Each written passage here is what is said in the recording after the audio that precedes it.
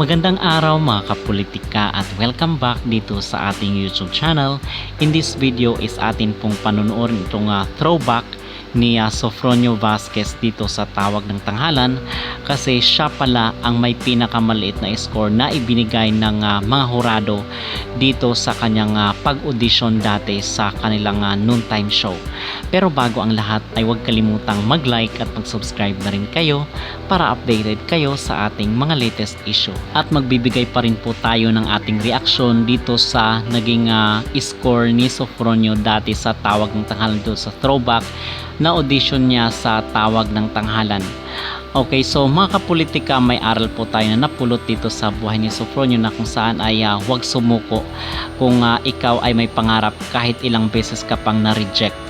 Okay, at atin palang napag-alaman base sa ating mga nakalap na impormasyon na nasa 5.8 million pala ang gantimpala dito bilang isang grand winner sa The Voice America. So that is 100,000 US dollars itong napanalunan ni Sofronio, and on top of that is magkakaroon rin po siya ng contract signing dito sa Universal Studios. So talagang napakalaki pala ng career na naghihintay dito kay Sofronio sa bansang Amerika, kasi mga kapolitika, sa tingin natin pag dito siya sa Pilipinas ay hindi ganoon kapatok ang kanyang maging career, kasi although sikat siya is yung yung genre ng kanyang kanta is pang classical. So basically ay ang mga Pinoy ngayon ay iba na ang panlasa pagdating sa musika. Kasi may mga Pinoy rin po na kung saan is napareact kung dito daw siya sa Pilipinas ay baka hindi maalagaan yung kanyang career, katulad dito sa mga nagtagumpay or naging winner ng Tawag ng Tanghalan na kung saan is hindi na sumikat, not unless is meron ka talagang malawak na popularity sa social media. Okay, so ganun na po ang laro ngayon ng mga singer. Talagang iba na po ang panlasa ng mga tao dahil sa pag-usbong ng social media. At the same time, yung mga makabagong musika ngayon. So ngayon mga kapolitika is panunuorin na po natin itong video na kung saan is binigyan ng pinakamababang score itong si Sofronio. Ang Grand Westback finalist na nakakuha ng pinakamababang score na 31.12% ay walang iba kundi si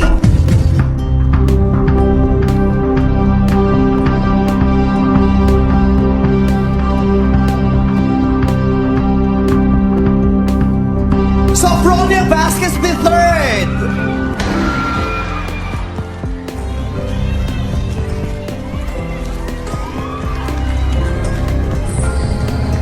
Maraming salamat, Sofronio, isang karangalan na marinig kang muling umawit sa ating tanghalan. We still wish you the best at patuloy mong abutin ang iyong pangarap.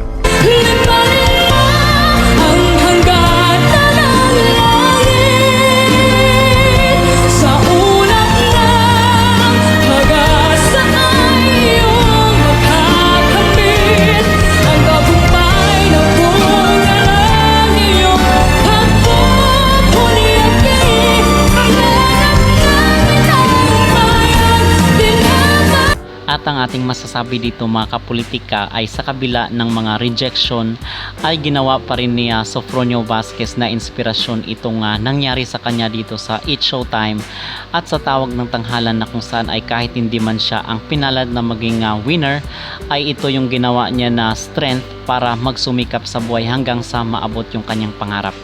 At ang sabi rin ng mga tao, ito raw ay blessing in disguise, kasi kung dito siya nanalo sa Tawag ng Tanghalan ay malamang sa malamang baka hindi na siya dito nag-audition sa Amerika.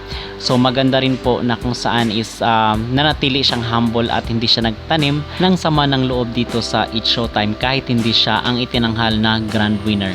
So ang lesson po dito at yung aral na ating mapupulot ay talagang continue lang ang pagsikap at yung perseverance. At masasabi natin na itong nangyari kay Sofronio ay tila baga gulong ng palad, kasi marami sa mga Pinoy ang impression ay dahil dati hindi pa sikat ay hindi pa pinapansin ng mga media, especially itong sa Showtime at itong ABS-CBN, but ngayon na sikat daw ay todo daw papuri itong mga media na kung saan is nag-audition itong si Sofronio dati.